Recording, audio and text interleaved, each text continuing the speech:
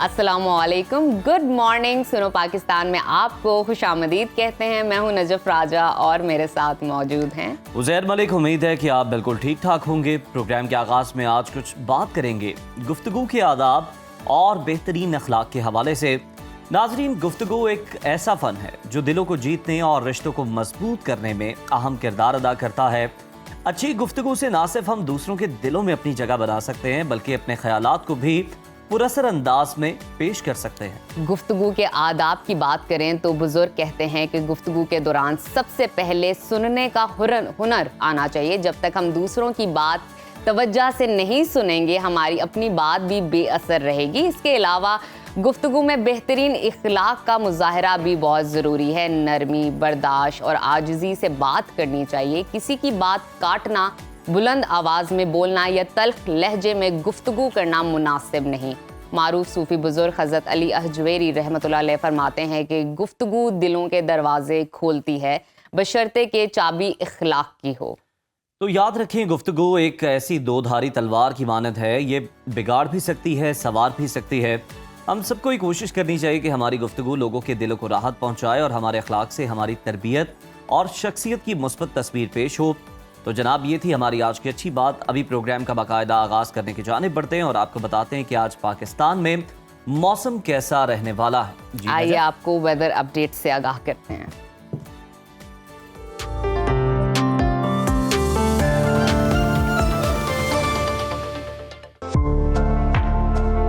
मुल्क के मुख्तलिफ इलाकों में बादलों की भरपूर इनिंग्स जारी हैं। पंजाब, खैबर पख्तूनख्वा, गिलगित बल्तिस्तान और आज़ाद कश्मीर में बारिश, जबकि पहाड़ों पर बर्फबारी का सिलसिला जारी रहने का इम्कान है। मुख्तलिफ शहरों में मौसम की क्या सूरत हाल है, आइए जानते हैं। सबसे पहले जिक्र करते हैं गिलगित बल्तिस्तान का, जहां बेशतर इलाकों में बारिश और बर्फबारी का सिलसिला जारी है। गिलगित में दर्जा हरारत कम से कम 2 और ज्यादा से ज्यादा 9 डिग्री रहने का इम्कान है। स्कर्दू की तरफ चलते हैं। स्कर्दू में टेम्परेचर कम से कम -1 और ज्यादा से ज्यादा 3 डिग्री रहने की तवक्को है। मौसम का हाल बताने वालों ने आइंदा 24 घंटों के दौरान गिलगित बल्तिस्तान में वक्फे वक्फे से बारिश और बर्फबारी की पेशगोई की है। और अब रुख करते हैं आज़ाद कश्मीर की तरफ, जहां मुताद्दिद इलाकों में बारिश और बर्फबारी से सर्दी की शिद्दत बरकरार है। दारुल हुकूमत मुजफ्फराबाद में कम से कम दर्जा हरारत 6 और ज्यादा से ज्यादा 16 डिग्री रहने का इम्कान है। श्रीनगर की बात करें तो वहां पर टेम्परेचर कम से कम 2 और ज्यादा से ज्यादा 7 डिग्री रहने की तवक्को है। महकमा मौसमियात के मुताबिक आइंदा 24 घंटों के दौरान आज़ाद कश्मीर में मजीद बारिश और बर्फबारी मुतवक्के है। और अब आगे चलते हैं, आपके साथ शेयर करते हैं खैबर पख्तूनख्वा का मौसम, जहां पेशावर समेत ज्यादातर अजला में बारिश और बर्फबारी से मौसम खुशगवार हो गया है। पेशावर की बात करें तो पेशावर में दर्जा हरारत कम से कम 9 और ज्यादा से ज्यादा 18 डिग्री रहने का इम्कान है। सवात की तरफ चलते हैं, जिसको पाकिस्तान का स्विट्जरलैंड कहा जाता है। वहां पर कम से कम टेम्परेचर 2 और ज्यादा से ज्यादा 13 डिग्री रहने की तवक्को है। महकमा मौसमियात ने आइंदा 24 घंटों के दौरान खैबर पख्तूनख्वा के ज्यादातर अजला में बारिश और पहाड़ों पर बर्फबारी का इम्कान जाहिर किया है। और अब कुछ बात कर लेते हैं सुबह पंजाब के मौसम की, जहां बेशतर अजला में मतला जुज़वी अबर आलूद रहेगा। रावलपिंडी, मरी में बारिश हुई, जबकि सूबाई दारुल हुकूमत लाहौर बादलों की लपेट में है। शहर का दर्जा हरारत कम से कम 14 और ज्यादा से ज्यादा 27 डिग्री रहने का इम्कान है। इस्लामाबाद की तरफ चलते हैं, वहां पर टेम्परेचर कम से कम 12 और ज्यादा से ज्यादा 22 डिग्री रहने की तवक्को है। मुल्तान का जिक्र करते हैं, वहां पर पारा कम से कम 15 और ज्यादा से ज्यादा 25 डिग्री रहने का इम्कान है। महकमा मौसमियात के मुताबिक आइंदा 24 घंटों के दौरान लाहौर, रावलपिंडी, जेहलम, गुजरांवाला, फैसलाबाद समेत दीगर इलाकों में बारिश की पेशगोई की गई है। मरी में बर्फबारी मुतवक्के है। और अब कुछ बात कर लेते हैं सुबह बलूचिस्तान के मौसम की, जहां बेशतर अजला में बादल छाए रहेंगे। कोयटा का दर्जा हरारत कम से कम 12 और ज्यादा से ज्यादा 18 डिग्री रहने का इम्कान है। महकमा मौसमियात ने आइंदा 24 घंटों के दौरान बलूचिस्तान के ज्यादातर इलाकों में बारिश और पहाड़ों पर बर्फबारी का इम्कान जाहिर किया है। और अब आखिर में हमेशा की तरह जिक्र करते हैं सुबह सिंध के मौसम का, जहां दिन भर सूरज और बादलों के दरमियान आंख मचोली जारी रहेगी। कराची का दर्जा हरारत कम से कम 21 और ज्यादा से ज्यादा 31 डिग्री रहने का इम्कान है। हैदराबाद की तरफ चलते हैं, वहां पर कम से कम दर्जा हरारत 20 और ज्यादा से ज्यादा 33 डिग्री रहने की तवक्को है। महकमा मौसमियात के मुताबिक आइंदा 24 घंटों के दौरान सिंध के बेशतर इलाकों में मौसम खुश्क रहेगा। बालाई अजला में हल्की बारिश हो सकती है।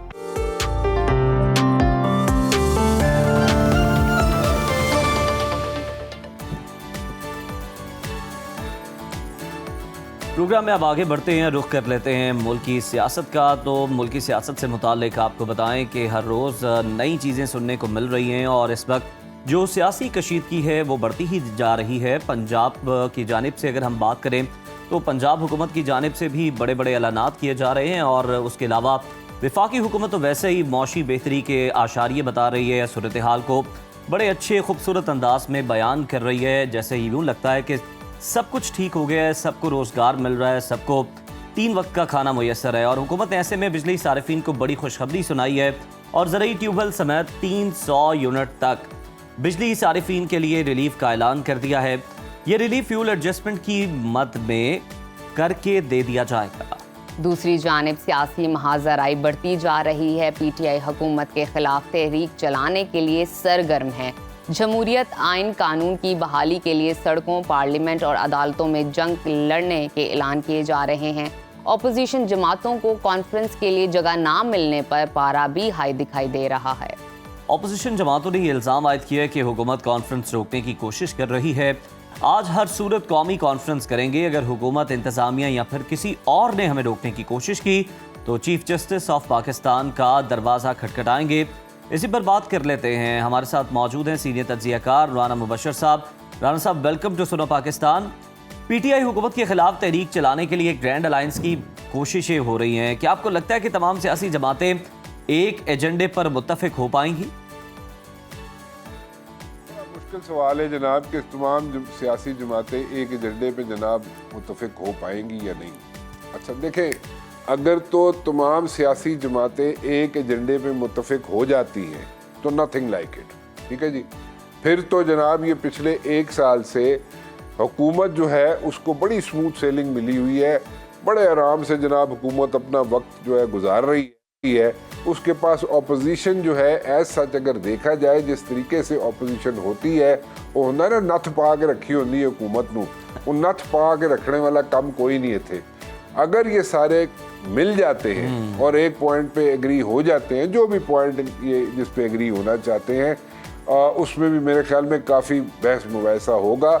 और अगर ये हो जाते हैं एक पॉइंट पे एग्री, अगर को मैं कोर्ट्स में कह रहा हूँ, अगर ये एक पॉइंट पे एग्री हो जाते हैं तो then they can give tough time to the government और फिर ये एक ऑपोजिशन का किरदार अदा कर सकते हैं। एंड आई पर्सनली थिंक कि अगर ये सारे जो मिल के अगर इकट्ठे होके कोई प्रेशर माउंट करेंगे हुकूमत पर तो ये फिर हुकूमत की भी इस्लाह होगी। हुकूमत जो है वो एक एक पॉइंट पे जनाब देखेगी कि कोई गलत पॉइंट तो नहीं ऐसी चुक रही है, गलत काम तो नहीं हम कर रहे।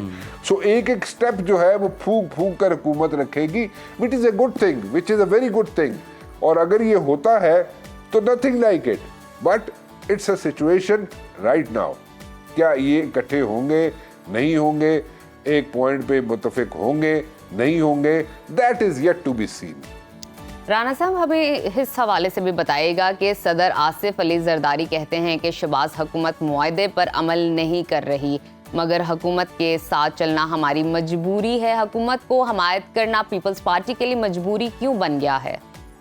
मजबूरी इसलिए है, मैं आपको समझाता हूँ। पीपल्स पार्टी के पास जितनी सीटें हैं या जितने नंबर्स हैं, दे आर नॉट इनफ कि वो जनाब अगर किसी को साथ मिला भी लें तो वो यहाँ पे जनाब एक नई यहाँ पे हुकूमत कायम कर सकेंगे। वो नहीं हो सक रहा, वो नहीं होगा।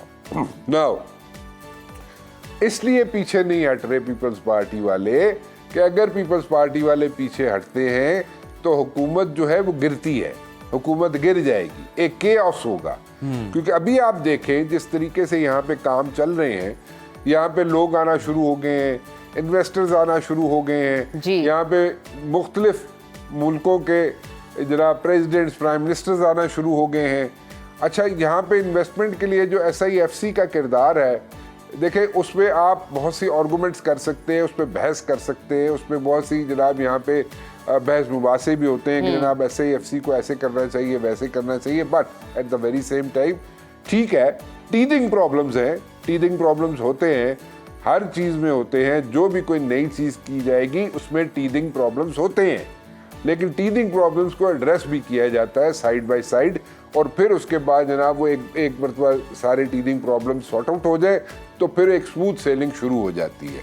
सो in this particular case also I personally think कि इस वक्त पीपल्स पार्टी वाले पीछे नहीं हट सकते। एक तो उनके पास नंबर नहीं है, दूसरा एक स्लोली ग्रेजुअली एक ट्रैक पे चढ़ना शुरू हो गया है मुल्क, और इसके समरात जो है अगर इस everything is like taken care of properly, अगर इसी तरह चीज़ें चलती रहती हैं, स्मूथ सेलिंग होती रहती है, तो मेरे ख्याल में इसके समरात जो है आइंदा जो बजट आना है उससे पहले पहले ट्रिकल डाउन इफेक्ट्स होना शुरू हो जाएंगे।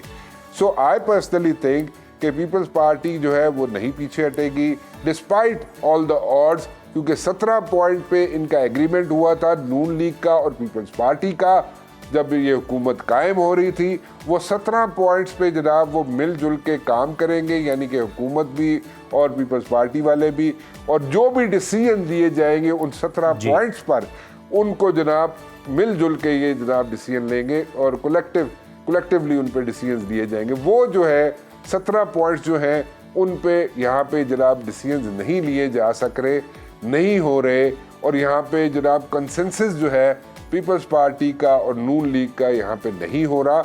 लेकिन आई पर्सनली थिंक आसिफ जरदारी साहब जो है शहबाज शरीफ साहब से और मियां नवाज शरीफ साहब से, इन दोनों से अनकरीब मुलाकात करने जा रहे हैं। बिल्कुल सही, अनकरीब मुलाकात भी होने वाली है। राना साहब, पिलडैट की रिपोर्ट भी आपके सामने है। वज़ीर कानून और वज़ीर दिफा के अलावा अगर देखा जाए तो तमाम ही वज़रा की कारकर्दगी मायूस कुन रही और तनख्वाहें भी बढ़ाई गई। इसके बावजूद अब हम देख रहे हैं कि वफाकी काबीना में तौसीह की तैयारियाँ भी हो रही हैं। ज़रूरत क्यों पेश आ गई वज़ीर आज़म को? क्या ख़जाने में बहुत ज़्यादा पैसा आ गया? जब आपके साथ इत्तेहादी होते हैं ना, तो इत्तेहादी जो होते हैं उनका अपना प्रेशर होता है। सो इत्तेहादियों का प्रेशर जो है वो माउंट होता रहता है एवरी डे पासिंग बाय, उड़ते साल लंघ गया है। सो वो उनका एक प्रेशर होता है, उसको जनाब सस्टेन करना मुश्किल हो जाता है हुकूमत के लिए। एक तो हुकूमत जो होती है जैसे जैसे उसके दिन गुजरते जाते हैं वो वीक होना शुरू हो जाती है। ये इसमें कोई रॉकेट साइंस नहीं है, जिसकी मर्जी हुकूमत हो, ठीक है, वो वीक होती है every day passing by. Now in this particular case अगर यहाँ पे तोसी करने की गुंजाइश मौजूद है, जो कि होने जा रही है, मैंने बड़ा अर्सा पहले अपने शो में कहा था कि जनाब तोसी होने जा रही है, काबीना में तोसी होने जा रही है, और उसमें मैंने नाम भी दिए थे, और ये डिले होता रहा है प्रोसेस, और इस डिले होने की वजह से मेरे ख्याल में कुछ 6-8 हफ्ते डिले हो चुका है प्रोसेस, या मेरी किताबों में तो ये 2 महीने पहले हो जानी चाहिए थी तोसी। लेकिन एनीवेज वो एक अलग स्टोरी है, वो अलग चीज़ है, उस पर मेरे ख्याल में इस वक्त टाइम नहीं ज़ाया करते। लेकिन तोसी होने जा रही है, अलाइस का प्रेशर होता है, with in the party pressure होता है, पार्टी के अपने लोग भी कहते हैं जनाब के हुण सानू भी जिहड़ा साड़ी भी वारी लगन दियो। सो उसमें अगर तोसी हो रही है तो मेरे ख्याल में अच्छा है।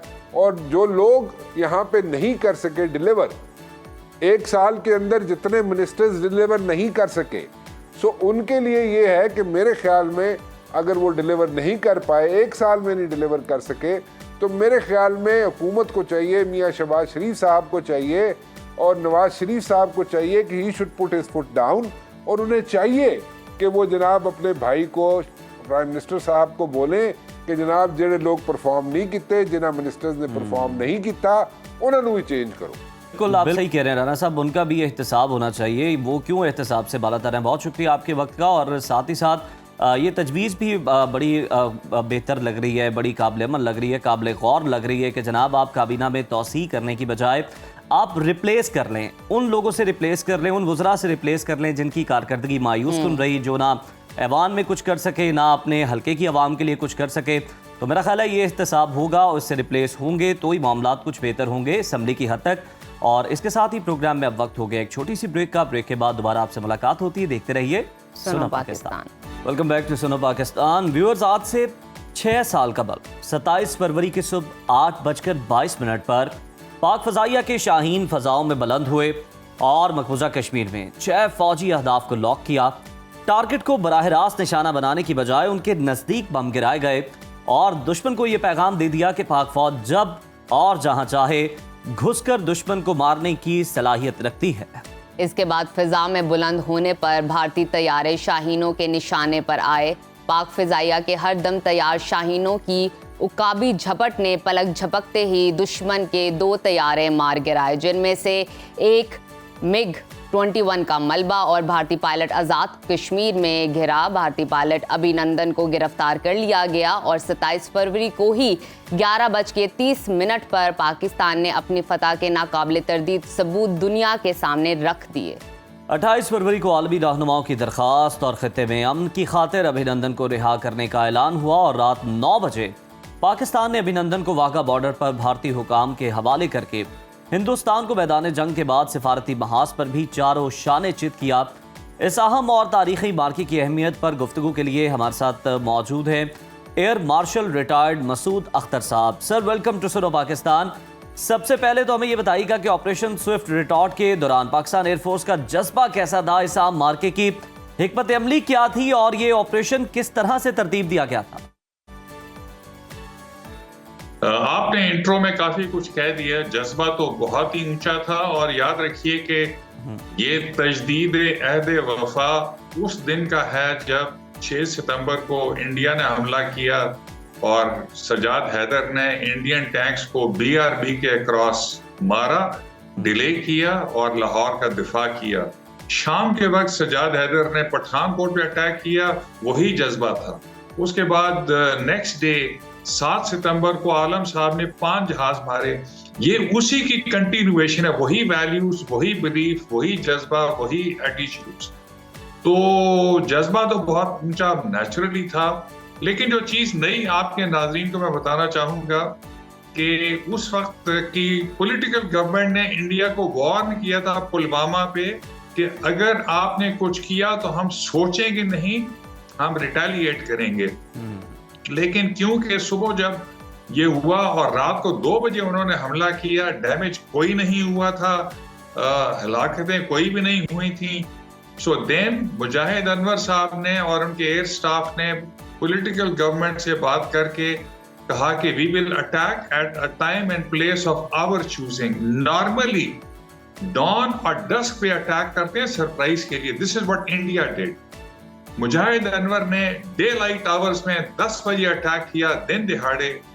और उस वक्त जो हुब्रिस कहें या तकब्बुर कहें, एक दिन पहले 26 को उनकी एक दीवार थी पूरी कॉम्बैट एयर पेट्रोल्स की और एयर डिफेंस की। और उस वक्त तक उन्होंने कहा नहीं, अब तो उन्होंने घुटने टेक दिए, अब कुछ नहीं होता। So next day they were not doing anything, solitary caps थी। और जब हमने अटैक किया 10 बजे, JF-17 ने अपने RE-K जो कि लोकली मैन्युफैक्चर्ड है, पाकिस्तानी अवाम को पता होना चाहिए कि लोकली रेंज एक्सटेंशन किट्स के साथ मिसाइल्स मारे, सारे आदाफ निकाले। और याद रखिए कि मिराज ने H-4 वेपन मारा और उसमें DCS ऑपरेशन ने दिखाया था कि रेटिकल या ट्रैकिंग सिंबल जो है वो नौशहरा के आर्मामेंट डिपो के ऊपर है। आखिरी वक्त में वो जाता है 4 किलोमीटर 5 किलोमीटर दूर, वहां पे मारते हैं। सपोजिटली उस वक्त एक 2-स्टार जनरल भी एरिया में था। So we were very cautious. 3 चीजें अचीव की हमने उसमें प्रोपोर्शनेट, ग्रेजुएटेड एंड ये जब हमने किया कैलिब्रेटेड ऑपरेशन, तो क्योंकि हमने विलफुली उनको नुकसान नहीं पहुंचा जो कि हम पहुंचा सकते थे, तो उनके पास पैनिक होने का चांस नहीं था, रिटेलिएट करने का चांस नहीं था। बिल्कुल ठीक। So Mujahid Anwar and the political government they control the escalation ladder. और वो वरना अगर वो भी they were forced to attack in the air again और हम दोबारा करते, anything could have happened. So this is a huge success for Pakistan and for Pakistan Air Force. जी बिल्कुल ठीक। सर, हमें इस हवाले से, उस सिचुएशन के हवाले से आगाह कीजिएगा जब भारत ने बालाकोट पर हमला किया तो पाक फिजाइया के पायलट्स और कमांडर्स का पहला रद्द-ए-अमल क्या था? पहला रद्द-ए-अमल तो देखिए, उन्होंने नंबर 1 उस वक्त हमारे कॉम्बैट एयर पेट्रोल्स हवा में थे, और याद रखिए कि इस वक्त भी जब हम बात कर रहे हैं तो हमारे young guns, young fighter pilot J-10, J-17, F-16 Mirage, इसमें हमा वक्त 24/7 इस वक्त भी एयर डिफेंस अलर्ट पे बैठे हैं, north to south. So our combat air patrol were there, वो वेक्टर हुए, और जैसे ही उन्होंने पिक किए वो क्विकली टर्न किया, उन्होंने बॉम्ब्स ड्रॉप किए और बाहर निकल गए। अब याद रखिए कि इसमें एक और पॉइंट में हाईलाइट कर दूं, रिएक्शन ये था कि now this was the first ever single service application. ये हमारी बहुत बहस होती थी बड़ी बड़ी इंटरेस्ट के साथ और मजाक के साथ, कि सिंगल सर्विस एयर फोर्स फौजी और पॉलिटिकल अहदाफ हासिल कर सकती है। ये पहली दफा हुआ कि रिएक्शन था कि जी अब हम अपना टाइम और point of place of choosing attack choose करेंगे और मारेंगे। और उस वक्त इंतहाई कामयाबी और सीक्रेसी के साथ सब चीजें की। तो द एम वाज कि इंडिया को सरप्राइज किया जाए, and Pakistan air force was totally successful, और नताइज कौम और दुनिया के सामने हैं।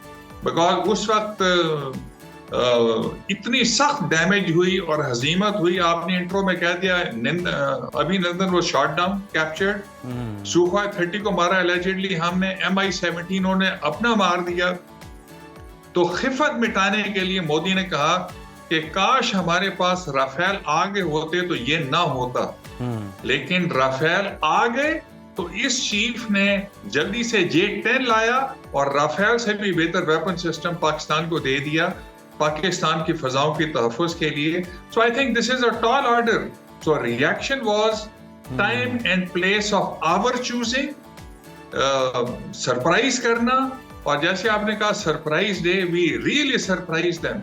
और हुब्रिस एक प्रोफेशनल एयरफोर्स को जो कि 3-4 गुना हमसे बड़ी है, हमारी 18-19 स्क्वाड्रन्स हैं और उनकी 32 हैं, उनका स्ट्रेंथ होना चाहिए 45 वो एक अलग स्टोरी है। So we have done well and we have done proud to the nation. Our young guns, अब मैं तो 2005-6 में रिटायर हुआ था professionally, they are very sound, they will always continue to defend our skies. बिल्कुल sir, आपने बड़ा दुरुस्त फरमाया, और जो बड़े नाम आपने लिए सजाद साहब, MM आलम साहब, उन्हीं की लेगेसी को जो है वो बरकरार रखा गया। पाक फ़ज़ाइया ने शानदार रिवायत को कायम रखा, दंदान शिकन दुश्मन को जवाब दिया गया। ये बताइएगा सर कि ऑपरेशन के दौरान दुश्मन के तैयारों को जब निशाना बनाने का वक्त था तो हमारे पायलट्स को उस वक्त किन चैलेंजेस का सामना था और उन चैलेंजेस को किस तरह से अपॉर्चुनिटी में चेंज किया गया, विक्ट्री हासिल की गई? हमारे देखिए रेडार सब मॉनिटर कर रहे थे, हमारा एयरबोर्न अर्ली वार्निंग वो भी एक मॉनिटर कर रहा था, हमारी इलेक्ट्रॉनिक वॉरफेयर भी थे। चैलेंजेस थे कि वो नंबर्स में आ सकते हैं, वो क्वालिटी में आ सकते हैं, क्वांटिटी में आ सकते हैं। उनके पास सुखोई 30 हैं which are as good as the F-16, उनके पास मिराज 2000 है, as good as the F-16, not as good but Sukhoi 30। तो हमें था कि हम फिर रैकेज जो है उनकी तरफ नहीं गिरना चाहिए, बिकॉज रैकेज उनकी तरफ एक गिरा सुखोई 30 का, उन्होंने नहीं माना। और हालांकि प्रूफ है कि AMRAAM का एक टेल पीस वो उनके एयर वाइस मार्शल ने गलती से दिखा दिया अमेरिका को शिकायत करने के लिए कि देखें जी हम पे एक AMRAAM मारा जो कि अमेरिकी है, तो हम पाकिस्तान को पनिश किया जाए। तो चैलेंजेस थे कि रैकेज इधर गिरे, चैलेंजेस थे कि बड़े नंबर में आएंगे, चैलेंजेस थे कि बड़ी क्वालिटी और क्वांटिटी में आएंगे। We surprise them by choosing a time and place, ताकि उस वक्त वो आई वोंट से कि सोए हुए हैं, वो एक बड़ी प्रोफेशनल एयर फोर्स है, उन्होंने बहुत अच्छे मुकाबले किए 65-71 में, but we defeated all challenges and we surprise. बिल्कुल, हमने हमेशा दुश्मन को शिकस्त दी है। बहुत शुक्रिया मसूद अख्तर साहब आपके कीमती वक्त का। जो फ़ज़ाइया के पायलट्स थे उनका क्या जज्बा था, किस तरह उन्होंने चैलेंजेस को अपॉर्चुनिटी में बदला, फतह हासिल की, दुश्मन को पैनिक किया। Welcome back to Suno Pakistan. नाजरीन, अब हम कुछ बात करेंगे सेहत के हवाले से। पाकिस्तान में शुगर का मर्ज तेज़ी से आम हो रहा है। पहले ये बीमारी सिर्फ बड़ी उम्र के अफराद तक ही महदूद थी और उनको अपना निशाना बनाती थी, मगर अब कम उम्र के अफराद भी इससे बच नहीं पा रहे। एक अंदाजे के मुताबिक पाकिस्तान में हर तीसरा शख्स किसी ना किसी सतह पर इस बीमारी का शिकार है। आज के हेल्थ सेगमेंट में हम यही जानेंगे कि क्या शुगर के मरीजों को रोज़ा रखना चाहिए और रोज़ा रखने की सूरत में शुगर के मरीजों को किन एहतियाती तदाबीर पर अमल करना ज़रूरी है। तो हमारे साथ मौजूद है, मैं ज्वाइन किया स्टूडियोज़ में डॉक्टर शाहिद नदीम साहब ने। Welcome to Suno Pakistan doctor Shahid साहब। सबसे पहले तो हम शुगर की टाइप्स पे बात कर लेते हैं और ये भी हम जानना चाहेंगे आपसे कि ये जो डिफरेंट टाइप्स हैं इनकी सिम्टम्स भी डिफरेंट हैं या एक जैसी हैं? हाँ जी, देखिए डायबिटीज़ मेलाइटिस के 3-4 इम्पॉर्टेंट किस्में हैं, टाइप्स हैं, लेकिन जो मेजर कैटेगरीज हैं जो ज़्यादा फेमस हैं या जो टाइप 1 होती है, टाइप 2 होती है जी। इसके अलावा फर्दर कैटेगरीज भी हैं, जैसे लाडा है, मूडी है, गेस्टेशनल डायबिटीज़ है, प्री डायबिटीज़ है, ये भी किस्में हैं डायबिटीज़ की। लेकिन जो मेजर क्लासिफिकेशन है वो यही, या तो ये टाइप 1 होती है या टाइप 2 होती है। टाइप 1 जो डायबिटीज़ होती है वो इंसुलिन डिपेंडेंट भी उसे कहते हैं, पुराना नाम इसका जुवेनाइल डायबिटीज़ था, जो कम उम्र के अफराद में होती है, जवानों में होती है, बच्चों में होती है, छोटी उम्र के टीन एजेस में और बच्चों में, वो होती है टाइप 1 डायबिटीज़। उसमें इंसुलिन जो है वो मस्ट है, लगाई जाती है। जबकि जो टाइप 2 डायबिटीज़ है वो एडल्ट एज में होती है और जो है ना, इसको हम नॉन इंसुलिन डिपेंडेंट डायबिटीज़ भी कहते हैं। इसमें ओरल मेडिकेशंस ही दी जाती हैं, कुछ केसेस में इंसुलिन पे वो लोग आते हैं। लेकिन टाइप 2 डायबिटीज़ आजकल अलमिया ये है कि जो टाइप 2 डायबिटीज़ है वैसे तो एडल्ट की बीमारी है, बड़ी उम्र के लोगों में होती है, मिडिल एज से शुरू होती है 35-40 के बाद, जी हाँ, जो पहले साल।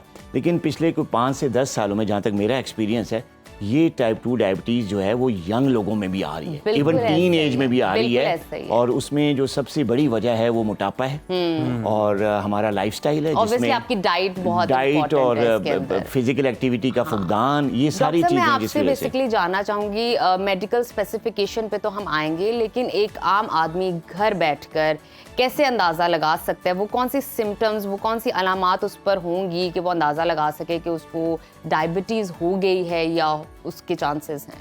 देखिए, टाइप 1 डायबिटीज जो क्लासिकल सिम्टम्स है ना, जो अलामात हैं, वो तो वही हैं, ज़्यादा प्यास लगना, ज़्यादा पेशाब आना, बार बार यूरिन आना, मुंह का ड्राई हो जाना, वेट लॉस होना, थकावट, वीकनेस, ये सारी एक जनरल जो सिम्टम्स हैं।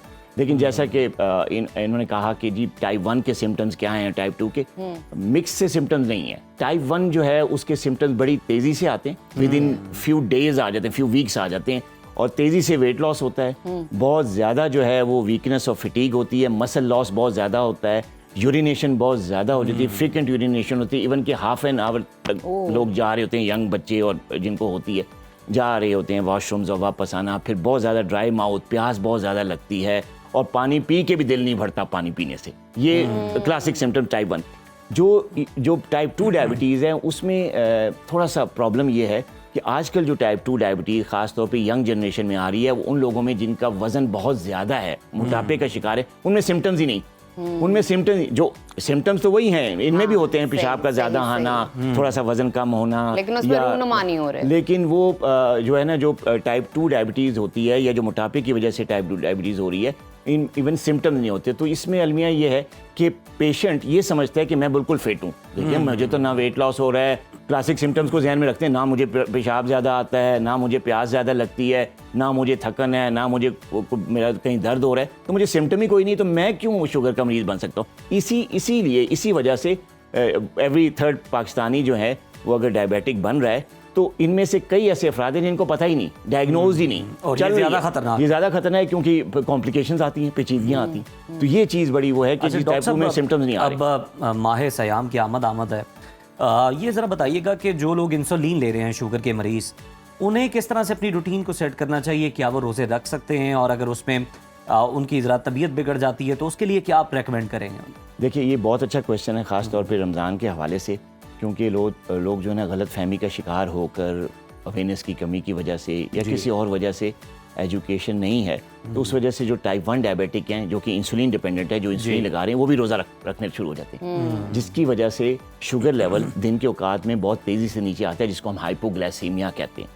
तो जो मेडिकल जो रिकमेंडेशन है, और वो ये कहती है कि अगर आप टाइप 1 डायबिटिक हैं, अगर आप इंसुलिन डिपेंडेंट टाइप 1 डायबिटिक है, तो आप रोज़ा नहीं रख सकते। अल्लाह ताला को पता है बीमारी उस तरफ से ही आई है, तो ज़ाहिर है उसमें ज़ाहिर है कोई वो इशू नहीं, तो आप रोज़ा न रखें, क्योंकि रोज़ा अगर रखेंगे टाइप 1 डायबिटिक, तो इस बात का ख़तरा है कि हाइपोग्लाइसीमिया में जाएंगे, और हाइपोग्लाइसीमिया इज़ अ वेरी और डेंजरस अगर टाइप ऑफ डॉक्टर साहब अगर कोई प्री डायबिटिक हो तो वो रख सकता है रोजा? प्री डायबिटिक रोज़ा रख सकता है, बल्कि प्री डायबिटिक्स में हम जो आम दिन है उनमें भी उनको हम फास्टिंग का कहते हैं, इंटरमिटेंट फास्टिंग का कहते हैं, डाइट में उनको थोड़ा सा कार्ब्स कम लेने में और थोड़ा सा वो कहते हैं प्री डायबिटिक। तो रोज़ा उनके लिए बहुत मतलब ऐसा है कि आप उनकी डायबिटीज़ रिवर्स हो सकती है रोज़ा रखने की वजह से। जबरदस्त। तो प्री डायबिटिक रोज़ा रख सकते हैं। टाइप 1 नहीं रख सकते, टाइप 2 भी रख सकते हैं, लेकिन वो टाइप 2 डायबिटिक जिनको पिछले 1-2 महीने रमज़ान से पहले 1-2 माह में या कुछ फ्यू वीक्स में अगर उनका शुगर कंट्रोल्ड है, वो हाइपरग्लाइसीमिया बहुत ज़्यादा हाई लेवल्स पे उनकी स्पाइक्स नहीं आ रही या बहुत ज़्यादा लो लेवल हाइपोग्लाइसीमिया में नहीं जा रहे, कंट्रोल है, तो वो रख सकते हैं, लेकिन अपने मॉलेज के मशवरे अच्छा के डॉक्टर साथ। साहब ये भी होता है कि इफ्तारी के वक्त जो है हाथ रोकना मुश्किल होता है और फिर लोग कहते हैं कि फ्रूट्स हैं तो इसमें तो नेचुरल शुगर है, इसमें क्या मसला है? तो वो जो शुगर के मरीज़ भी हैं या जो प्री डायबिटिक भी हैं तो वो भी फ्रूट्स का इंटेक ज़्यादा कर लेते हैं माह रमज़ान में इफ्तार के मौके पर ख़ास तौर पे, तो कितना फल उन्हें लेना चाहिए और क्या ये है कि जनाब इसमें नेचुरल शुगर है तो किस हद तक आप इसे ले सकते हैं और किस हद तक ये ख़तरनाक है? अच्छा, ये बड़ा अच्छा क्वेश्चन है आपका रमज़ान के हवाले से। देखिए, खजूर भी फ्रूट्स में ही आता है ना, या ड्राई फ्रूट में आता है, मतलब फ्रूट लगता है खजूर के साथ ना, तो खजूर का इंटेक जो है डायबिटिक्स को एहतियात से करना चाहिए। एक खजूर सिर्फ सुन्नत पूरे करना के लिए, ठीक है। ये नहीं कि आपने उसका मजा लेने के लिए आप खजूर नहीं खाएंगे। अगर आप डायबिटिक हैं, आप खजूर, एक खजूर या 2 खजूर से आप रोजा रखें, खोलें और मतलब उसमें ये एहतियात ज़रूर है, इसमें ये भी रिकमेंडेशन है कि अगर आपकी कंट्रोल्ड है, अगर अफ्तारी से पहले अगर आपने मॉनिटरिंग की हुई है, शुगर लेवल थोड़ा हायर साइड पे है, 150 से अबव है, ठीक है जी, तो फिर आप एक खजूर के अलावा नहीं ले सकते। अगर कंट्रोल्ड है, थोड़ा लोअर साइड पे है, तो 2 खजूर ले लें अफ्तारी के लिए, सुन्नत पूरी करने के लिए। जहाँ तक फ्रूट्स का आपने पूछा, तो फ्रूट्स जो है ना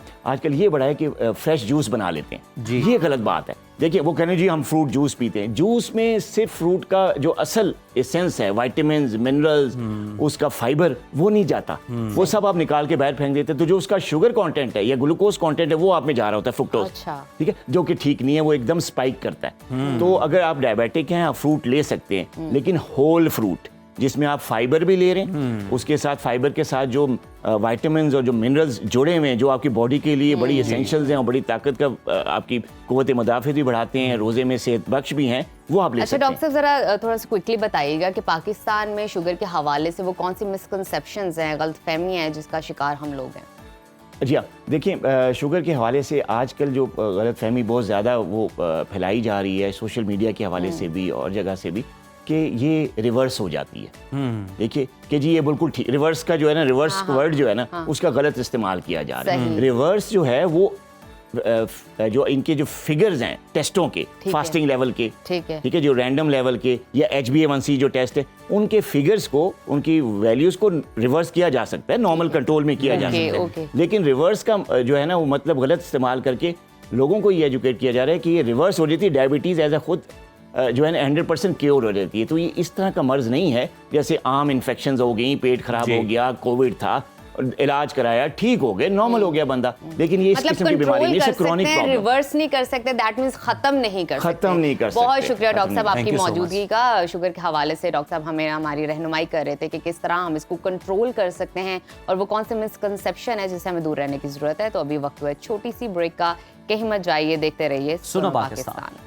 welcome back to Suno Pakistan. Programme में अब वक्त हुआ है शोबिज़ इंडस्ट्री की रंगारंग खबरों और दिलचस्प तज्जियों का। इस सेगमेंट में हम बात करेंगे इस हफ्ते के बेहतरीन ड्रामों, फनकारों और गानों की, और साथ ही आपको ये भी बताएंगे, आपके साथ शेयर करेंगे कुछ मज़ेदार से गॉसिप्स। और इस सेगमेंट में हमारे साथ मौजूद होते हैं film and drama critic Haroon Shoaib. Haroon, welcome to Suno Pakistan. क्या हाल चाल है आपका? मौसम कैसा है इस्लामाबाद का?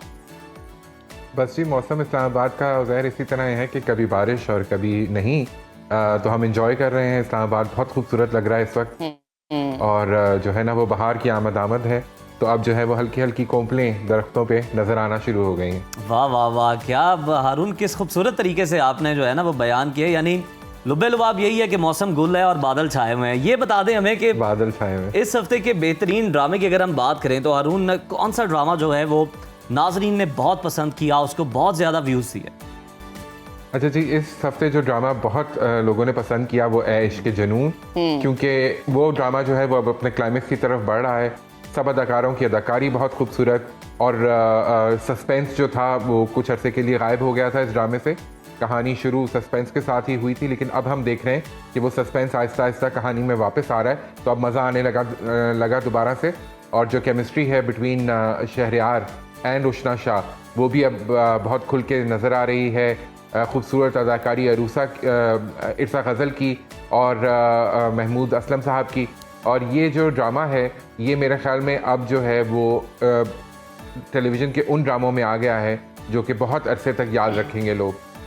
अच्छा हारून, उशना शाह के हवाले से एक पर्सपेक्टिव क्रिएट था कि ये एक ही तरह की एक्टिंग करती हैं, हर ड्रामे के अंदर एक ही तरह का इनका करैक्टर होता है। क्या वो उस चीज़ को तोड़ पाई हैं, उस बाउंड्री को? अब मुझे लग रहा है कि बिल्कुल आप सही कह रही हैं नजफ, के पहले बिल्कुल यही ख्याल था और इस ड्रामे में भी शुरू में उशना शाह इम्प्रेस करने में इतनी कामयाब नहीं हुई थी, लेकिन अब जो है वो अपने कैरेक्टर को बेहतर तरीके से समझ के चल रही हैं।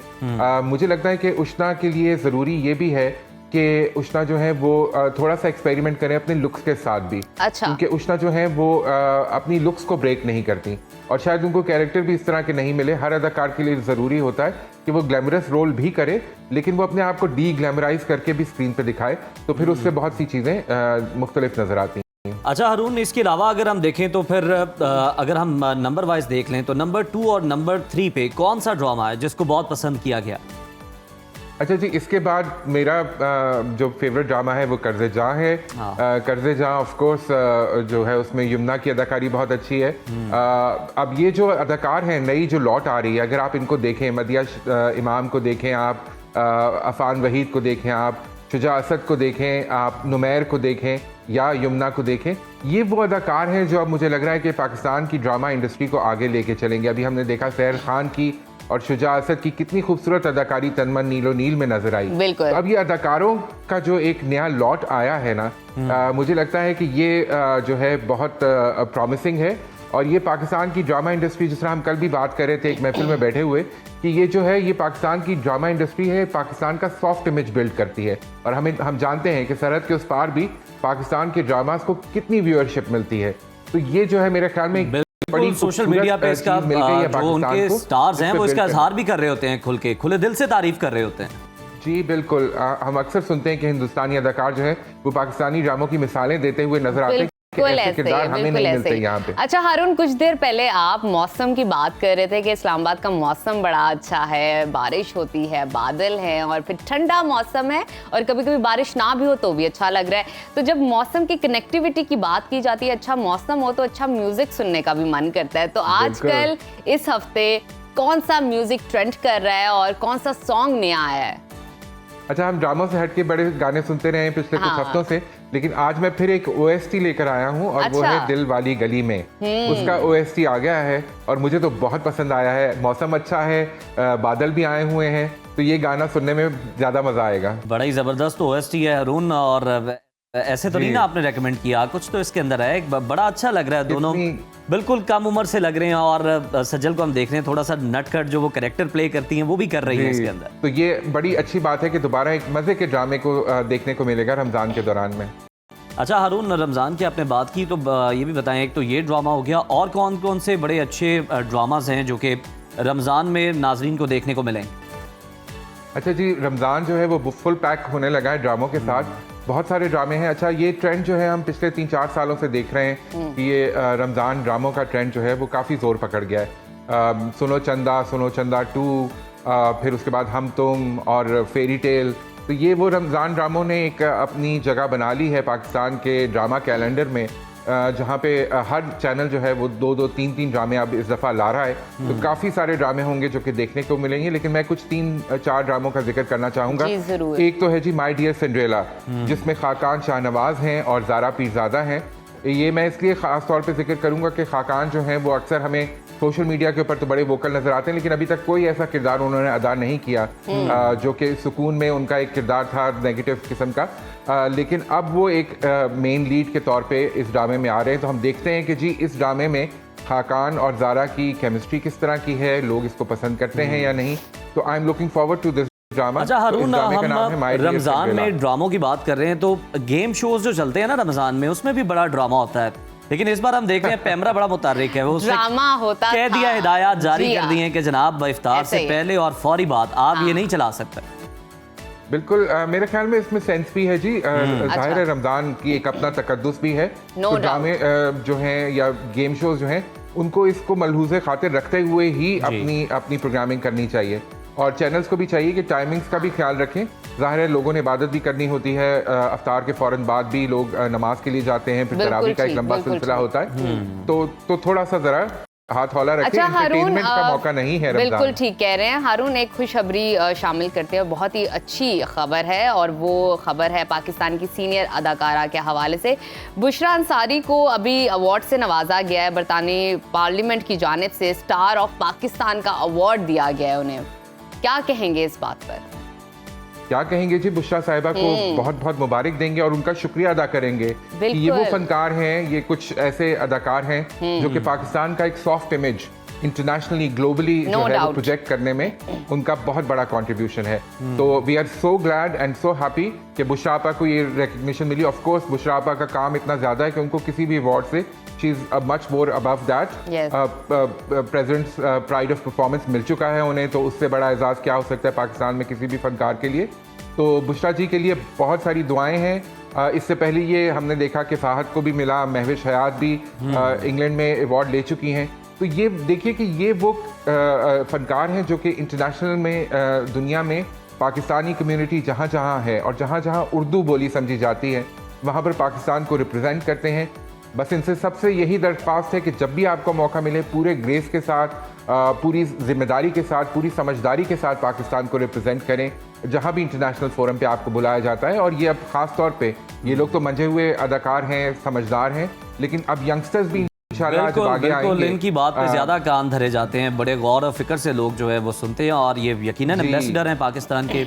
बहुत शुक्रिया हारून आपके वक्त का, और आज बहुत कुछ जानने को मिला कि इंडस्ट्री में क्या कुछ चल रहा है। माह रमज़ान में जो है वो कौन कौन से ड्रामास जो हैं वो आने वाले हैं, और शायकीन जिनका बड़ा बेसब्री से इंतज़ार कर रहे हैं। अब एक खबर शामिल कर लेते हैं। पाक बहरिया ने अपनी बड़ी बहरी मश्क सी गार्ड 2025 के मौके पर एक दिलचस्प दस्तावेजी फिल्म निगहदार जारी कर दी है।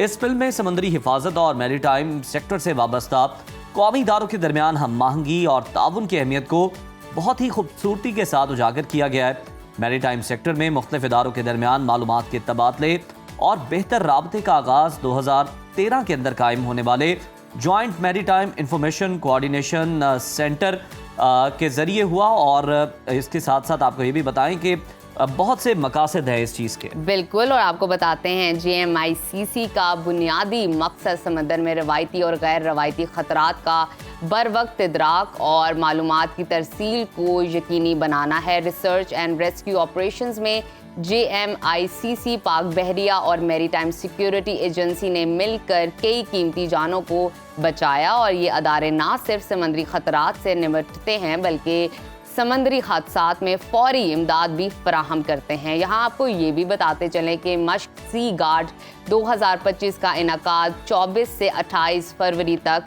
किया जा रहा है। इस मश्क का मकसद मुख्तलिफ सरकारी और निजी इदारों के दरमियान ताउन को मज़ीद फ़रोग देना है।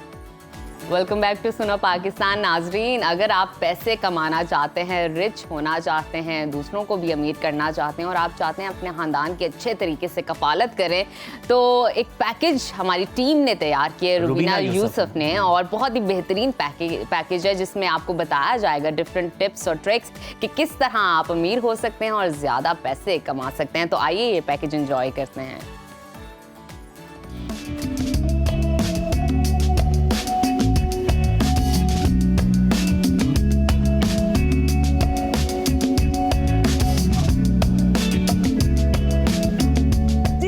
आज मैं इस पेड़ के नीचे हूँ जहाँ पर मामा कहती थी कि दरख्तों को पैसे नहीं लगते। तो उनकी बात मुझे आज समझ आई है कि वाकई पैसे कमाना इतने आसान नहीं होते। जब हम बचपन में थे तो मैं ख्वाहिश करती थी मुझे वो चाहिए तो मामा कहती थी पैसे दरख्तों को नहीं लगे हुए। तो जब मैं प्रैक्टिकल लाइफ में आई तो मुझे समझ आया कि पैसा कमाना इतना आसान नहीं है, बहुत ही पापड़ बेलने पड़ते हैं। और जैसे कि रुपया पैसा इंसान की बुनियादी ज़रूरत है और ये कमाने के लिए मुख्तलिफ तरीके इस्तेमाल किए जाते हैं। लोगों की डिफरेंट टेक्निक्स हैं, ऑनलाइन बिजनेस है, फिजिकल शॉप्स हैं। तो आज हम लोगों से जानते हैं कि रुपया पैसा कमाने का आसान तरीका क्या है। तो आइए हम जानते हैं।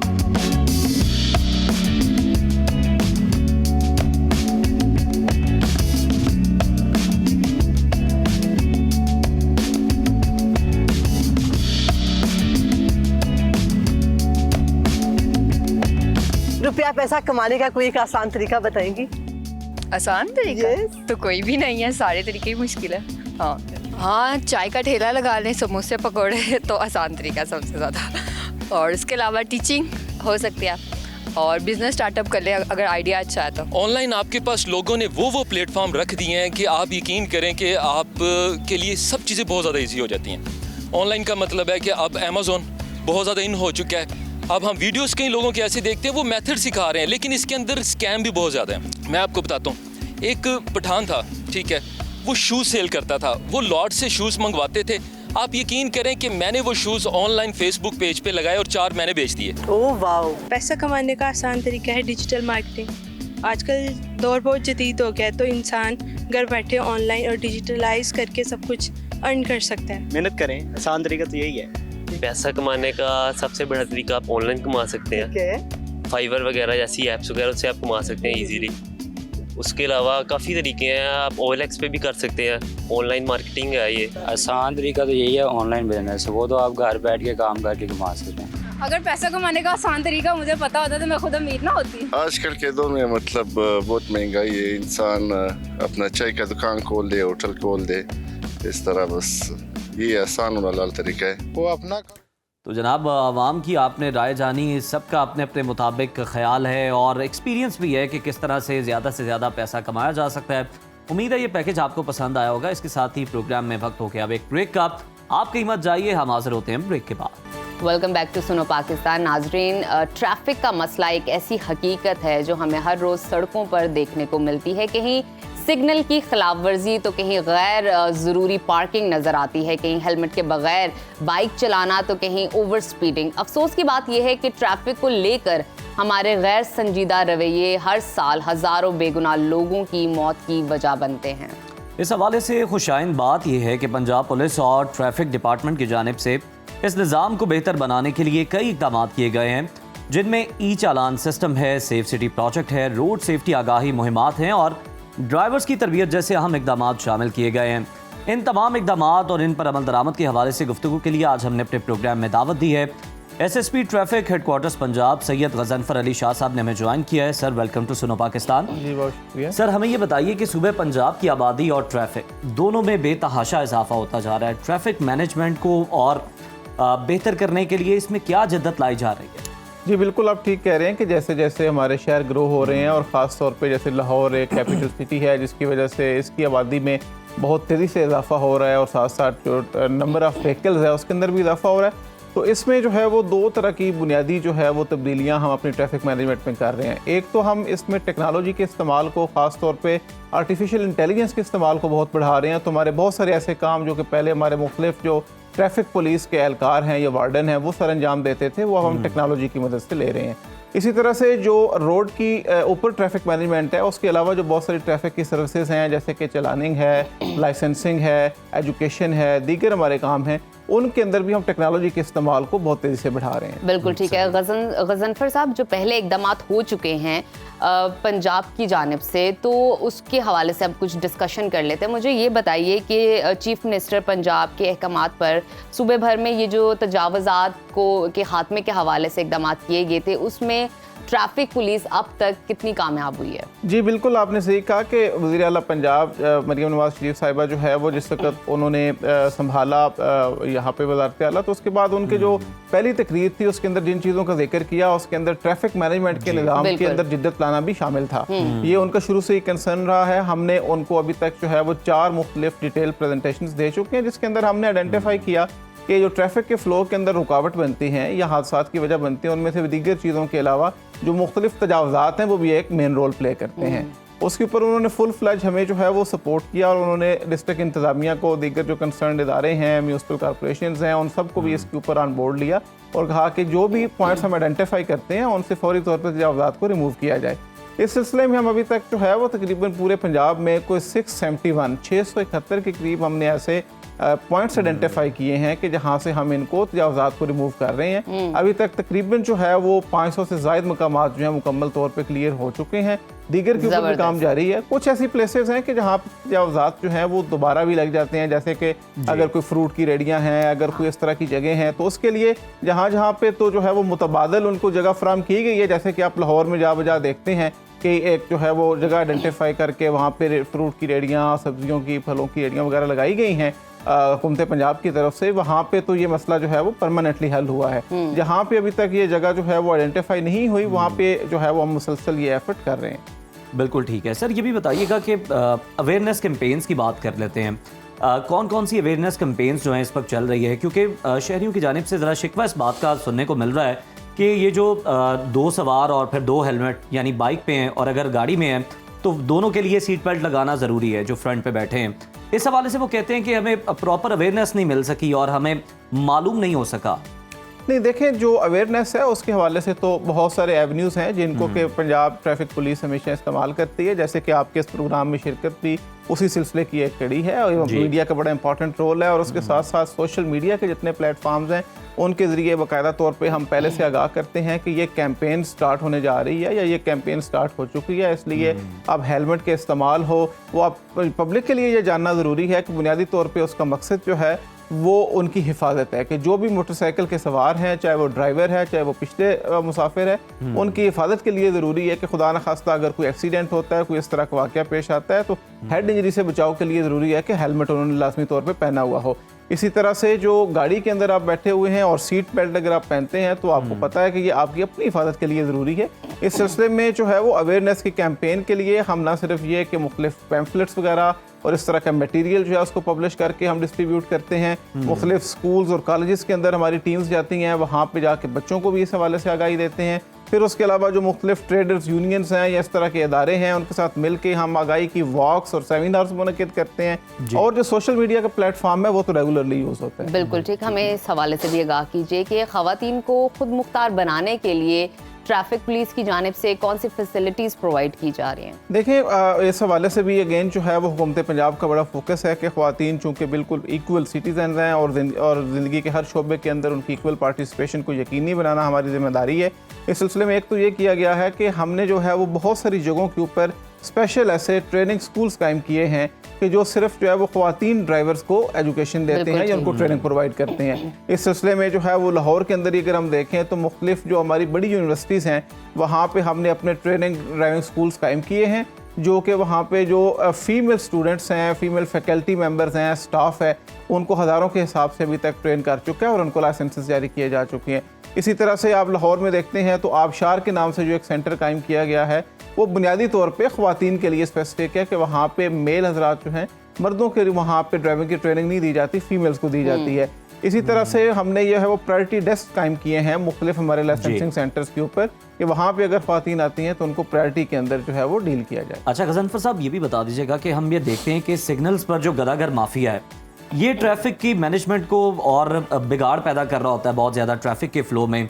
पिछले दिनों DIG ट्रैफिक की जानिब से हिदायत भी जारी की गई, तो सर कितना अमल दरामद हो रहा है? क्या स्ट्रेटजी तैयार की गई है कि मुस्तकिल तौर पर इनका कोई सद्देबाब किया जा सके, तदारुक किया जा सके? जी, ये एक बिल्कुल आप ठीक कह रहे हैं। एक ये रेगुलर फीचर जो है वो अब है हमारी कैंपेन का कि जो गदागार हैं जो भिखारी हैं उनको जो है वो सिग्नल्स के ऊपर इस तरह से जिस तरह वो टोलियों की शक्ल के अंदर आके हमारे शहरियों को परेशान करते हैं, फैमिली की गाड़ी हो या कोई दूल्हे की गाड़ी हो तो वो तो उस पर हमलावर हो जाते हैं बाकायदा हर तरफ से। सही कह रही हैं। और ख़ास तौर पे उसमें जो है ना वो हमने ये आइडेंटिफाई किया है कि कुछ जगहों पे ये एक ऑर्गेनाइज माफिया के तौर पे काम कर रहा है। इसमें जो है वो फिर जो है वो IG साहब की हिदायत पे हमने ख़ास तौर पे ये काम किया है कि जब आप किसी गदागर को या भिखारी को पकड़ते हैं तो उसको आप बैक ट्रैक करें कि उसको कोई हैंडलर तो नहीं है। अगर कोई एक ऐसा बंदा है जिसने मुख्तलिफ लोगों को हायर किया हुआ है और उनसे मुख्तलिफ पॉइंट्स के ऊपर वो भीख मंगवाता है तो उस बंदे के खिलाफ FIR करना और उसके खिलाफ कानूनी कार्रवाई करना वो ज़रूरी है। जब तक इस ऑर्गेनाइज गैंग को और माफिया को ना तोड़ा जाए उस वक्त तक जो है वो इसका एक जो मुस्तकिल सद्देबाब है वो पॉसिबल नहीं होगा। इस सिलसिले में ख़ास तौर पे जो दीगर इदारे भी हैं जैसे सोशल वेलफेयर का डिपार्टमेंट है वो भी हमारे साथ ऑन बोर्ड है और इस पे काम हो रहा है। बिल्कुल ठीक। आपसे जानना चाहूँगी इस हवाले से ग्रीन लाइन प्रोजेक्ट के हवाले से जो फिरोजपुर रोड पे था, हमने भी देखा, हमारे पास ज़राए के हवाले से वो रिपोर्ट भी आई कि एक बारिश के बाद वो ग्रीन लाइन प्रोजेक्ट नज़र नहीं आया दोबारा। वो कलर, वो जो स्पेसिफिकेशन की गई थी ड्रॉ लाइंस के हवाले से, वो धुल सी गई और फिर तहरीक इल्तवा भी वहाँ पे जमा करवाएगी। ये क्या मामला है और ऐसा क्यों हुआ, और क्या इसका जो टाइम इंटरवल था वो कितना था? देखिए, वैसे तो जो है वो ये जो ग्रीन लाइन का आइडिया है, ये इस हवाले से इसको इम्प्लीमेंट किया गया क्योंकि हम ये देखते हैं कि अक्सर जो शहरियों से शिकायत आती है वो ये आती है कि जब हमारे जो कुछ मोटरसाइकिल राइडर्स हैं वो खास तौर पे जिग जैग ड्राइविंग करते हैं, तो जो कारों के ऊपर भी लोग ड्राइव करते हैं उनके लिए बड़ी मुश्किलात पेश आती हैं। उसके लिए एक सोल्यूशन ये था कि उनके लिए एक लेन मुख्तस की जाए। और बाकी अब बाहर की दुनिया में भी जाते हैं तो आप देखते हैं कि वहाँ पे खास तौर पे जो एक्सट्रीम लेफ्ट लेन है वो मुमूमन यहाँ बसों के लिए और या बाइक्स के लिए, टैक्सीज के लिए, इस तरह की जो पैसेंजर कैरिंग व्हीकल्स हैं उनके लिए मुख्तस होती है और उसको अलग कलर भी दिया गया होता है। इसी सिलसिले में यहाँ पे भी ये काम जो है वो किया गया था। अब बारिश की वजह से किसी किसी पॉइंट के ऊपर हुआ है, ऐसा नहीं है कि मुकम्मल तौर पे वो ग्रीन लेन जो है वो खत्म हो गई हो, वो अभी भी मौजूद है। अभी भी जो है वो मैं कुछ निशानियां ग्रीन की बाकी हैं। जो हमारे पास रिपोर्ट है उसमें तो पूरी धुली हुई थी, जिसमें हम फाइंड आउट नहीं कर पा रहे थे ये ग्रीन लेन ही है। अभी तो बारिश भी जरा कम थी, कोई बरसात वाली बारिश होती, ज्यादा मिलीमीटर तो पता नहीं क्या होता। अच्छा सर, हमें ये बता दें कि लोगों को लाइसेंस मिल सके, ज्यादा से ज्यादा लोग लाइसेंस होल्डर हो शहरी, इसके लिए आप बहुत काम कर रहे हैं। ये बताइएगा कि दूसरे सूबों के जो लोग हैं, जो शहरी हैं, जो किसी न किसी वजह से यहाँ मुकीम है, रोजगार की वजह से या किसी भी वजह से, वो अगर लाइसेंस बनवाना चाहें तो क्या वो बनवा सकते हैं? उनके लिए क्या तरीक़ेकार? जी, लाइसेंसिंग की सर्विसेज को हमने पंजाब के अंदर बहुत ज़्यादा जो है वो एक्सपेंड किया है। उसके अंदर एक तो ये है कि अब बहुत सारी जो लाइसेंसिंग सर्विसेज हैं, जैसे कि आपने लर्नर लाइसेंस बनवाना है, अगर पहले से बना हुआ है वो एक्सपायर हो गया है, या अगर कहीं से गुम हो गया और आपने उसका कोई डुप्लीकेट हासिल करना है, तो ये सारे काम जो हैं ये अब आप ऑनलाइन घर बैठे हुए भी कर सकते हैं। इसमें डी लिम्स की हमारी जो है वो driving licence management information system की वेबसाइट के ऊपर आप जाएं गूगल के ज़रिए, और वो आपको सारा वहाँ पे एक सिंपल प्रोसीजर है जिसके ज़रिए से आप हासिल कर सकते हैं। सेकेंडली ये है कि हमने पहले ये था कानून के अंदर कि अगर आप जिस डिस्ट्रिक्ट में डोमिसाइल्ड हैं, अगर आप जो है वो डोमिसाइल्ड मुल्तान में हैं तो सिर्फ मुल्तान से बनवा सकते हैं। अभी हमने इसको ओपन कर दिया है कि आप पूरे पंजाब के अंदर किसी भी आप डिस्ट्रिक्ट के शहरी हैं तो आप किसी भी दूसरे डिस्ट्रिक्ट से बनवा सकते हैं। और ये सिर्फ पंजाब तक महदूद नहीं है, बल्कि आप पाकिस्तान के किसी भी हिस्से से ताल्लुक़ रखते हैं तो हमारे किसी भी डिस्ट्रिक्ट के लाइसेंसिंग सेंटर पे जाएं तो आप लाइसेंस अपने के लिए अप्लाई कर सकते हैं। बिल्कुल ठीक है, बहुत शुक्रिया गज़नफ़र साहब आपकी आमद का। और यकीनन ट्रैफिक पुलिस तो अपना काम कर रही है, शहरियों को भी ज़िम्मेदार शहरी होने का सबूत देना चाहिए। और साथ ही साथ अगर आप देखें कि किसी भी, अगर आपने नेशन को देखना है, उसके बारे में जानना, तो आप उसकी ट्रैफिक को देखें, आपको उसके बारे में पता चल जाएगा। इसके साथ ही प्रोग्राम में अब ब्रेक शामिल करते हैं, कहीं मत जाइए, देखते रहिए सुनो पाकिस्तान। Welcome back. प्रोग्राम में आगे बढ़ते हैं और अब बात कुछ कर लेते हैं स्क्रीन एडिक्शन के हवाले से, जिसका तकरीबन हम सभी शिकार हैं। मोबाइल की अगर हम बात करें तो चाहे फिर वो मोबाइल फ़ोन हो, टीवी हो, वीडियो गेम्स हो, सोशल मीडिया, हम सभी इससे कहीं ना कहीं और किसी ना किसी तरीके से बिलवास्ता या बिलावास्ता मुतासर हो रहे होते हैं। मगर अगर हम स्पेसिफिकली बच्चों की बात करें तो वो इसमें तेज़ी से मुब्तला हो रहे हैं, जो उनकी ज़हनी और जिस्मानी सेहत को शदीद मुतासर कर रहा है। स्क्रीन का नशा बच्चों के मिजाज और रवैयों पर क्या असर मुरतब करता है, और बच्चों को इस डिजिटल ड्रग का आदी बनने से हम कैसे रोक सकते हैं, इसी पर बात करने के लिए इस वक्त हमारे साथ मौजूद हैं child development and rehabilitation specialist Afaq Manzoor sahiba. बहुत शुक्रिया आफाक साहब आपकी वक्त का। मुझे ये बताइएगा कि ड्रग के हवाले से हम बात करते हैं कि जो स्क्रीन है बच्चों के लिए ड्रग का काम करती है, तो ये किस तरह ड्रग का काम करती है और इससे बच्चे के जो जिस्मानी या ज़हनी असरात कौन से मुरतब होते हैं? Thank you very much Najaf for having me here. और ये जो आपने स्क्रीन ड्रग की बात की, इट्स वेरी मच ट्रू।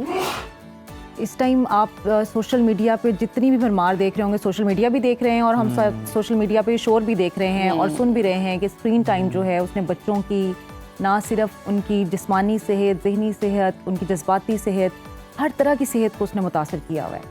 और ख़ास तौर पे जो आप बात करें ना, अगर 3 से 5 साल से कम उम्र के जो बच्चे हैं, वो बच्चे जब स्क्रीन को मुसलसल देखते हैं और बहुत ज़्यादा एक्सेसिव इस्तेमाल करते हैं तो उनके अंदर इवन कि उनका जो ब्रेन का स्ट्रक्चर है वो भी तब्दील हो जाता है। और स्क्रीन के यूज़ के हवाले से अगर जो इंटरनेशनल रिपोर्ट है वो हमें ये बता रही है कि इस वक्त जो बच्चों में, यानी जो 7 साल तक के बच्चे हैं, वो कम से कम 5 घंटे स्क्रीन टाइम है उनका 24 घंटे में, विच इज़ वेरी हाई। और इसी तरह से जो बड़े हैं, हम लोग हैं, ऑन एवरेज हम 7 घंटे हर बंदा जो है ना हम में से वो स्क्रीन टाइम यूज़ कर रहा है, और बच्चे हमारे जो है ना वो 5 आवर्स, ये एक एवरेज है। तो इसका मतलब है कि इससे ज़्यादा भी हो सकता है और इससे कम भी हो सकता है। अब होता क्या है कि जो आपके अर्ली ईयर्स हैं बच्चे के, जिसको हम 3 to 5 ईयर्स कहते हैं, इस ईयर्स में बच्चे का ब्रेन डेवलप हो रहा होता है, यानी मैक्सिमम ब्रेन डेवलपमेंट जो है वो 5 ईयर्स तक कंप्लीट हो जाती है। अब उस दौरान में अगर आप बच्चे को स्क्रीन एक्सपोजर देते हैं तो बच्चे का जो टाइम है वो वर्चुअल वर्ल्ड में गुजरता है। वर्चुअल वर्ल्ड का मतलब ये है कि वो रियल वर्ल्ड से हट के है। अब उस वर्ल्ड में क्या हो रहा है, अल्लाह ताला ने इंसान को 5 हिस्से दिए हैं, जिसका हमें पता है कि 5 मुख्तलिफ सलाहियतें हिस्से हैं जिससे हम सीखते हैं, हमारे अंदर क्यूरियोसिटी उन चीज़ों से फुलफिल्ड होती है, हमारी क्रिएटिविटी उन्हीं चीज़ों से आती है। तो वो 5 चीज़ें और 5 सेंसेस हम अपनी रियल वर्ल्ड में बच्चे यूज़ कर रहे होते हैं, जबकि जो स्क्रीन की वर्ल्ड है या वर्चुअल वर्ल्ड है उसमें बच्चे सिर्फ 2 सेंसेस को यूज़ कर रहे होते हैं, और वो क्या है, विजन और हेयरिंग। अब बॉल को स्क्रीन में देखना और तरह से है, लेकिन अगर आप बच्चे को बॉल रियल वर्ल्ड में पकड़ाएंगे तो आप देखें उसे कैसे मैनिपुलेट करेगा, उसको मूव करेगा, यानी उसकी बॉडी मूवमेंट भी होगी, वो एक्सप्लोर भी करेगा, उसकी आइज़ भी मूव करेंगे और हो सकता है कि वो साथ बैठे हुए शख्स से बात भी करे। तो अब वर्चुअल वर्ल्ड में एक तो ये है कि उसकी सिर्फ 2 सेंसेस यूज़ हो रही होती हैं, उस पर प्रैक्टिस हो रही होती है, बाकी 3 सेंसेस पे उसकी प्रैक्टिस नहीं हो रही। फिर क्या हो रहा है कि उसकी जो रिसेप्शन है वो 1 वे है, यानी रिसीव कर रहा है वो सिर्फ इन्फॉर्मेशन, वो उसको रेसिप्रोकल नहीं है, यानी वो अपनी बात तो कन्वे ही नहीं कर रहा। इसी वजह से आप देखें कि इस वक्त मेरे पास क्लिनिक पे जो बहुत ज़्यादा बच्चे छोटी उम्र के आ रहे हैं, वो लैंग्वेज डिलेज़ के साथ आ रहे हैं, स्पीच इम्पेयरमेंट्स के साथ आ रहे हैं, और समटाइम्स जो बच्चे ख़ास तौर पे 2 साल से कम उम्र के बच्चे, यानी 6 माह 8 माह की उम्र में बच्चे स्क्रीन टाइम शुरू कर देते हैं, उनके अंदर वर्चुअल ऑटिज़म भी आ रहा है, विच इज़ वेरी डेंजरस। ठीक है, अच्छा, अब वो बच्चे जो कि ऑलरेडी जिनके साथ कोई मसाइल हैं, यानी ऑटिज़म का शिकार हैं या ADHD है या कोई और उनके अंदर न्यूरो डेवलपमेंटल डिसऑर्डर्स हैं, जब वो स्क्रीन टाइम में जाते हैं तो उनके लिए उससे भी ज़्यादा वर्स कंडीशंस हो जाती हैं, उनको मतलब वो वापस लेके आना बहुत मुश्किल हो जाता है। असल में उनके लिए वो एक रिलैक्सेशन टाइम होता है, वो आसानी के साथ उसमें एंजॉय कर रहे होते हैं। पेरेंट्स ये समझते हैं कि हमारा बच्चा रिलैक्स। अब आप देखें, हम अगर पेरेंट्स को कहते हैं ना कि आप बच्चे का स्क्रीन टाइम रिड्यूस करना शुरू करें, तो सबसे पहले माएँ ये कहती हैं कि हमारा बच्चा तो खाना ही नहीं खाएगा। ऐसा ही। अब हम क्या करें, हमें मजबूरी है डॉक्टर साहिबा, हम कुछ नहीं कर सकते, हमें इसको देना पड़ता है, अगर हम नहीं देते तो खाना ही नहीं खाता है, कपड़े ही नहीं चेंज करता है, मतलब, और फिर उससे ज़्यादा घर में कोई मेहमान आ जाए तो फिर ये बहुत तंग करता है। अच्छा, सबसे बड़ा मसला ये है कि इस वक्त बच्चों में एग्रेशन बहुत ज़्यादा आ गया इस वजह से। मेरे पास पिछले वीक एक बच्चे को मदर लेके आई, उन्होंने बताया कि इस बच्चे ने हमारे घर की वो स्क्रीन तोड़ दी है, अपने फादर का मोबाइल तोड़ दिया है, क्योंकि मोबाइल ले लिया। एक्सक्यूज मी, यस, क्योंकि हमने मोबाइल विथड्रॉ करने की कोशिश की। तो ये जो आपने एक्सक्यूज दिया ना खाने का कि खाना नहीं खाते, ऐसे तो बहुत सारी माओं को भी देखा है कि बच्चों को स्क्रीन देती हैं जस्ट बिकॉज ऑफ दैट कि वो फूड इनटेक उनका अच्छा हो जाए, रूटीन अच्छी बन जाए। मैं आपको ये मिसाल दे रही थी, नहीं हो सकते किसी भी सूरत कि वो उस बच्चे के अंदर इतना एग्रेशन आ गया कि वो उसको ये भी सेंस नहीं है कि मैं कोई नुकसान कर रहा हूँ या नहीं कर रहा हूँ। तो आप किस तरह से रिजॉल्व कर सकते हैं? फिर आपने तो बच्चे को स्पीक पे पहुंचा दिया, अब आप एकदम से विथड्रॉल करेंगे तो वो भी ठीक डेफिनेटली रिएक्ट करेगा। नफ्सियाती माहिरीन ये कहते हैं कि जब आप स्क्रीन टाइम आपका बढ़ता है या आप शुरू करते हैं कुछ भी देखना, तो आपका दिमाग एक खास डोपामिन रिलीज करता है जिससे आपको खुशी का एहसास होता है।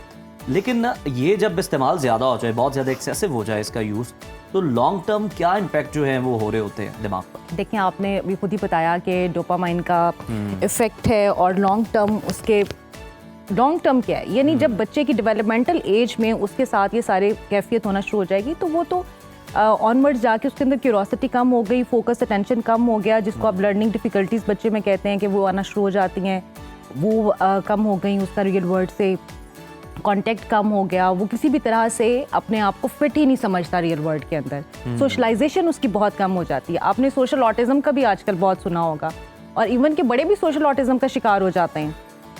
इसका स्क्रीन के इस्तेमाल से कोई एग्जांपल दीजिए। देखिए, सोशल ऑटिज्म ये है कि आप एक कन्वीनियंस फील करते हैं कि आप एक स्क्रीन में हैं, अपनी मर्जी से आप चीज़ें देख रहे हैं, टाइम स्पेंड कर रहे हैं, ठीक है, और आप रियल वर्ल्ड में नहीं जाना चाहते, आप लोगों से डिस्कनेक्ट हो जाते हैं, आपको पता ही नहीं है कि आप मुझसे साथ बैठे हुए क्या बात कर रहे हैं। ठीक है, कितना कॉमन है ना आजकल घरों में, माएँ आवाज़ें दे रही हैं, बच्चे सुन नहीं रहे। आप कहते हैं यार मैंने अपने फ्रेंड से क्या बात करनी है, मुझे तो ये जो AI की वर्ड है, दिस इज वेरी गुड। बात किसी से पूछें कि वो रिपीट करके दिखाए, वो नहीं कर पाएगा, वो उसका ध्यान ही नहीं होगा। एक वीडियो बनाई है इस पे, मेरे पास एक मदर लेके आई है एक बच्चे को, और वो बच्ची जो है उसने फ्रेंडशिप की हुई है AI के साथ। ये जो AI मेटाज है ना, हमारे व्हाट्सएप में भी हैं और इंस्टाज में भी हैं, उसने उसके साथ की हुई है, और 2 साल से वो अपनी हर बात उसके साथ शेयर करती है। अब भाई वो AI है ना, वो हर चीज़ को रिस्पॉन्ड नहीं करेगी, ठीक है, वो आपकी तमाम फीलिंग्स को तो अंडरस्टैंड नहीं करती है, वो तो सिर्फ वन वे कम्युनिकेशन ही कर सकती है ना, ये आपको बहुत सारे आंसर्स दे देती है, जैसे हम लोग भी अपने बहुत सारे प्रोजेक्ट्स के लिए AI को यूज़ करते हैं, but it can not replace human beings. लेकिन हमारे इस वक्त जो टीम है वो खास तौर पे इसके अंदर इस कदर एंगेज हो चुकी है कि वो अपना उसके अंदर कन्वीनियंस फील करते हैं, और वो कहते हैं कि हमें किसी इंसान के साथ दोस्ती रखने की क्या ज़रूरत है। इस मौके पर ये जो सिचुएशन, ये हालात, ये ऑब्जर्वेशन जो आप बता रही हैं, इस वक्त आप पेरेंट्स को क्या मशवरा देना चाहेंगी, क्योंकि उनके लिए बहुत टफ टाइम है, किस तरह वो अपने बच्चे को डील करें इस तरह के टेक्निकल चीज़ें सराउंड करते हुए? क्या देखिए नजफ, ये जो है ना, जब पेरेंट्स ये कहते हैं कि हमारा जो छोटा बच्चा है 2 साल से पहले का, वो खाना नहीं खाता और ये नहीं करता वो नहीं करता, आप देखें सब चीज़ों को छोड़ दें। रिसर्च ये कहती है 2 साल से पहले बच्चे का स्क्रीन टाइम 0 होना चाहिए।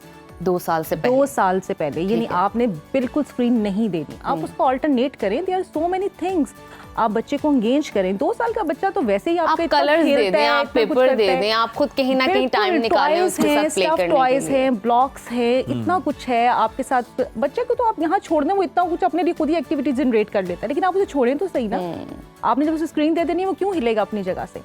अच्छा, उसके बाद जो है फिर आपने 3 काम जहाँ पे आपकी स्क्रीन टाइम बिल्कुल नहीं होना चाहिए।